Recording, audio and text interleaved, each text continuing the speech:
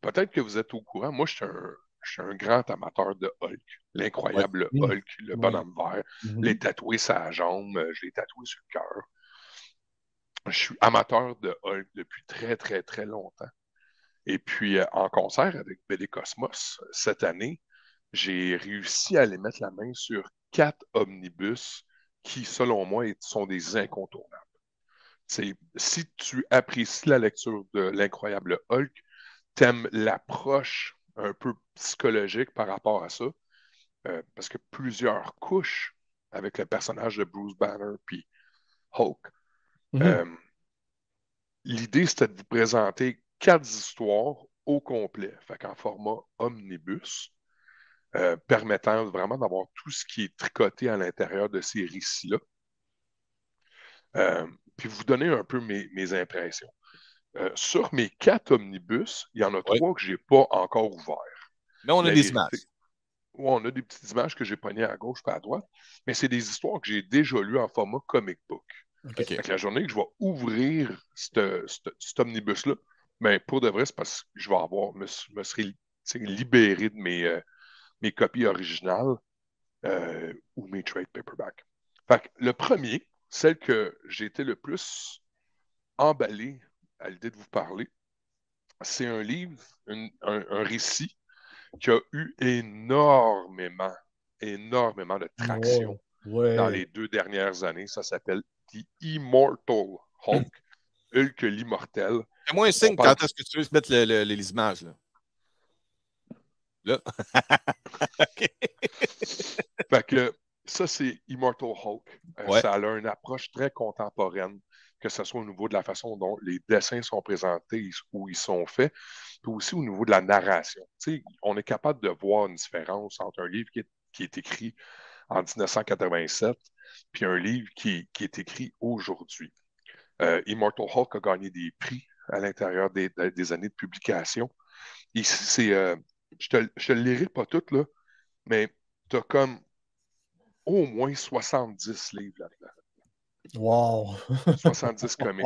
Euh, Pourquoi est-ce que c'est important de le ramasser là? Pour de vrai, mais il n'y en aura plus tantôt. Ça va être difficile comme la marque de pape à trouver. Mais il n'y a pas des. Parce que j'ai cru croire via Gemmint Yep, qu'il y a maintenant, il y a des second pressing, des second edition qui sortent, qui ça s'en malheureusement vient. font baisser la valeur là, pour les collectionneurs des premières éditions. Le veut pas, là. Moi, j'embarque pas là-dedans.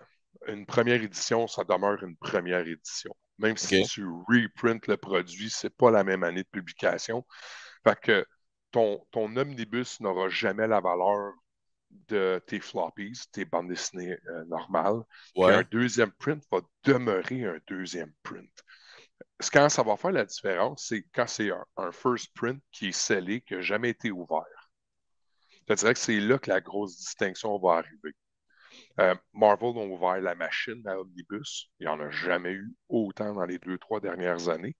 Puis honnêtement, moi, je pense que la tendance va crasher, puis ça va s'arrêter. Ceux qui avaient de l'intérêt pour des omnibus vont déjà avoir tout acheté. Pourquoi publier puis surpublier des livres si ça ne se vend pas? On le voit déjà, là, que la tendance baisse. C'est pour ça que moi, ces 4 livres-là, pour moi, c'était des no-brainers. Mhm. Sinon, pas juste à cause d'à quel point l'histoire est bonne, le dessin il est bon, la stratégie, la psychologie de l'histoire, tout ce phénomène-là, mais aussi le volet, il va en avoir tantôt, ça va être dur à trouver. J'en ai un, là, c'est le dernier que je vais vous présenter. Il est 5 fois plus cher qu'il l'était au début. Là. Ouais, quand Fait, même. fait que, tu sais, à quel point tu veux mettre du cash, la décision t'appartient. Mhm. Mais pour moi, ces 4 livres-là de Hulk, avec l'amour que j'ai pour le géant vert, Mhm. Ben, c'était, c'est ça, t'achètes c'était- intelligent, en fait, c'est ça que tu veux dire. C'est que tu veux ben, pas. il y a des moments où est-ce qu'il faut savoir acheter. Il y a des Mhm. moments où est-ce qu'il faut savoir éviter d'acheter. Puis je pense que le timing de vendre tes trucs, ça répond beaucoup à est-ce que c'est quelque chose qui va toujours prendre de la Mhm. croissance Mhm. ou bien c'est un hype train. Le Ouais, hein, hype train, il faut que tu sois vite sur le piton. Mhm. C'est là que les gens le veulent. Après ça, ça va stabiliser. OK. Le deuxième, ça s'appelle, Puis merci Coy Gendreau, qui est un dude que j'aime bien gros, parce que lui puis moi, on appelle ça exactement de la même manière. La vraie prononciation, c'est Maestro. Ouais. Et moi, quand j'étais jeune, j'ai tout le temps lu Maestro. C'est ça, c'est Maestro. Maestro. Maestro. Fait que c'est pas Maestro, c'est bel et bien Maestro. Maestro. Ça raconte l'histoire d'un Hulk vengeur, fâché, destructeur du futur, où est-ce qu'il a anéanti l'ensemble de tout ce qui aurait pu émettre quelque forme de résistance envers son empire. C'est un futur qui est absolument imparfait. Future Imperfect étant la première grosse histoire qui est écrite par Peter David. Ça raconte vraiment l'ensemble de tout. Les dernières séries, là, je pense que c'est en 2022 qui ont été sorties. 2001. Fait que tout ce qui a été connecté de proche ou de loin avec Maestro est révélé à l'intérieur de ça. C'était la première fois qu'on goûtait vraiment à un Hulk vilain. C'est quand même une histoire qui date de, je vois par cœur, mais c'est 89. Moi, je ne me trompe pas.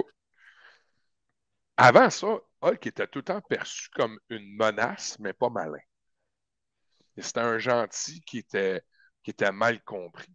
Là-dedans, on a vraiment la force du Savage Hulk, puis le cerveau de Bruce Banner, de Smart Hulk, qui rivalise le cerveau de Bruce Banner. Moi, j'ai tellement été impressionné par ce récit-là. La première fois que je l'ai lu, la première fois que j'ai eu ces Future Imperfect-là, c'était aussi une de mes premières histoires avec du time travel, le voyage dans le temps, qui joue une pièce moteur importante dans ce récit-là. Je te dirais là, que dans les 4 livres, celle-là, c'est mon moins apprécié, mais j'aime tellement le Hulk vilain que pour moi, comme j'ai dit tantôt, c'était un no-brainer. 5 minutes, Ben. 5 minutes pour tes 2 derniers titres. On en a 3 gars, ça va prendre. T'as-tu écouté Thor Ragnarok? Tu parles le film Thor, Ah oui, Thor ben oui, j'ai vu Ragnarok. au cinéma, oui. Fait que, tu sais, il y avait un Hulk à l'intérieur de ce film-là qui était un Gladiator Hulk, Ouais. un Hulk gladiateur. Ouais. Ça, dans le fond, Ok, je vois où tu t'en vas, ouais. ça découle de ce livre-là, Planète Hulk. Dans cette histoire-là, il est aussi connu sous le nom de Green Scar. Ça, c'en est un que je savais pas. J'ai comme manqué cet événement-là et ça demeure encore aujourd'hui probablement mon histoire favorite de Hulk. Fait que, un groupe de super-héros qui regroupés ensemble s'appelle The Illuminati vont capturer Hulk, le mettre dans un vaisseau puis le pitcher dans l'espace exactement comme dans le film. Il va atterrir où est-ce qu'il n'était pas censé d'atterrir et va délivrer cette planète-là de l'esclavagisme. Il va devenir un roi. Il va devenir la créature la plus haute, la plus forte, la plus noble. Il est reconnu par la planète entière. C'est un héros. Et tout va se faire détruire. Il va tout perdre, dont l'amour de sa vie. Fait que j'ai beaucoup apprécié ce Hulk-là. Je trouvais qu'il nous amenait vers quelque chose de différent. J'ai aimé le fait qu'il connaît sa valeur. Hulk, là-dedans, il connaît sa valeur. Quand il voit les bébites puis les créatures dans les donjons, ou quand il est même pas intimidé, c'est fini, il n'en a plus. Hulk, c'est le plus fort. Ouais. Fait que, et c'est un livre qui se lit quand même rapidement. Tu sais, dépendant quel genre de lecteur que tu es, il y a des gens qui vont triper genre sur Watchmen ou V for Vendetta ou là, des trucs de Alan Moore, Neil Gaiman. C'est des gros paragraphes. C'est de la littérature au sens propre du terme. Puis ils ont mis des images par-dessus pour que ça fasse beau. Ça, c'est l'inverse. Ça, c'est des images pour que ça fasse beau, puis on rajoute des petits mots pour donner du contexte. Hulk, c'est pas un gros jaseux. Non. Fait que, tu sais, là, ça, là, en 6-7 soirs, je l'avais fini. OK. T'sais, mais cette histoire-là, elle est essentielle pour War Hulk. Fait que c'est dans ce livre-là qu'on va découvrir Hulk World Breaker, qui pour écoute, jusqu'à l'année passée était reconnu comme étant le Hulk le plus fort, le Hulk le plus destructeur, la version de Hulk qui a pas de sympathie, pas de compassion. C'est pas compliqué. Il a tout perdu. Il s'en va se venger. Il n'y a plus rien à perdre, c'est ça la Il n'y a rien à perdre, c'est ça. Plus Ouais. rien. Là, tout le monde y passe, que ce soit les Avengers, que ce soit les X-Men, que ce soit les Inhumans. La première victime, c'est Black Bolt. Ouais. Il n'y a jamais eu de chance. C'en est un livre ça, c'est un first print. Puis en regardant sur eBay, c'est un livre qui, à Star, tourne aux alentours de 600 $. Oh, tabarnak! Ouais, tu sais. C'est pas le prix que j'ai payé. Merci, BD Cosmos. Hey, salut Isabelle. Fait que Salut, Isabelle. ces 4 livres-là, pour moi, tu sais, tu peux aimer Hulk comme sans bon sens. Il y a plein d'histoires de Hulk, il y a plein de floppy, il y a plusieurs variations de ces histoires-là. Mais dans mon livre à moi, c'en est 4 qui sont incontournables. À chaque fois que tu vas lire ça, tu vas aller chercher. Est-ce qu'il y a une réédition de ce livre, une demande de Sarah? De World War Hulk? Oui, celui-là. Apparemment, il y en a un qui s'en vient bientôt. OK. Il est en production. Sarah fait ça. Sarah fait ça. Puis ensemble, avec le temps, on va être capable d'aller valider. Hey, le prix, c'est vrai que ça. Oui, hein, c'est vrai. Ça, on va pouvoir le voir en On peut jauger maintenant avec ça, ouais.